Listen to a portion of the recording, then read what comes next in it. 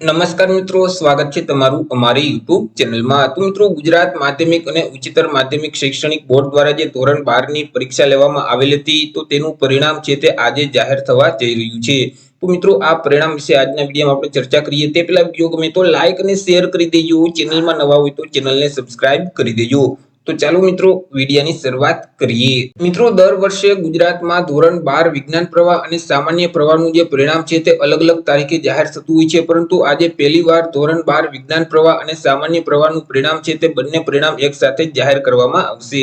મિત્રો, લોકસભાની ચૂંટણીનું ગુજરાતમાં મતદાન પૂર્ણ થતા જ સરકારે પરિણામ જાહેર કરવાની મંજૂરી આપેલ છે, જેથી કરી બોર્ડ દ્વારા ધોરણ 12 સામાન્ય પ્રવાહ અને વિજ્ઞાન પ્રવાહની પરિણામની તારીખ છે તે જાહેર કરી દીધેલ છે। મિત્રો, આજે એટલે કે 9મી તારીખે ધોરણ 12 સામાન્ય પ્રવાહ અને ધોરણ 12 વિજ્ઞાન પ્રવાહનું પરિણામ છે તે જાહેર કરવામાં આવશે। મિત્રો, ગુજરાત બોર્ડ દ્વારા આજે 9 વાગે ધોરણ 12 વિજ્ઞાન પ્રવાહનું જે પરિણામ છે, ગુજકેટ પરીક્ષાનું જે પરિણામ છે અને ધોરણ 12 સામાન્ય પ્રવાહનું જે પરિણામ છે તે ઓનલાઈન જાહેર કરવામાં આવશે। જે ગુજરાત બોર્ડની જે ઓફિશિયલ વેબસાઇટ છે તે વેબસાઇટ ઉપર જઈ અને વિદ્યાર્થી પોતાનું જે પરિણામ છે તે જોઈ શકશે।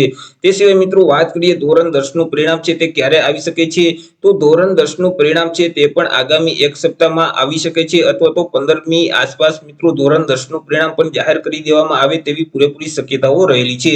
વાત કરી લઈએ વિદ્યાર્થી પોતાનું પરિણામ છે તે કેવી રીતે જોઈ શકશે, તો મિત્રો ધોરણ 12 વિજ્ઞાન પ્રવાહનું પરિણામ છે અને ધોરણ 12 સામાન્ય પ્રવાહનું જે પરિણામ છે તે વિદ્યાર્થી ઓનલાઈન જોઈ શકશે। બોર્ડની ઓફિશિયલ વેબસાઇટ ઉપર જઈ અને પોતાનો સીટ નંબર એન્ટર કરશે એટલે વિદ્યાર્થી પોતાનું પરિણામ જોઈ શકશે, અથવા તો અહીં વોટ્સએપ નંબર આપવામાં આવેલો છે 6357300971। આ નંબર ઉપર તમે તમારા સીટ નંબરનો મેસેજ કરશો એટલે તમને પરિણામ છે તે વોટ્સએપ પર મળી જશે।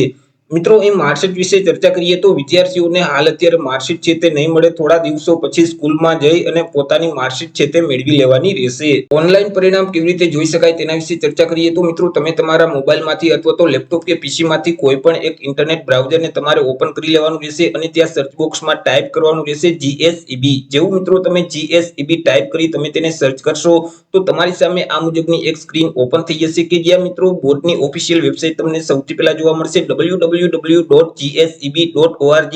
તે વેબસાઇટ ઉપર તમારે ક્લિક કરવાનું રહેશે।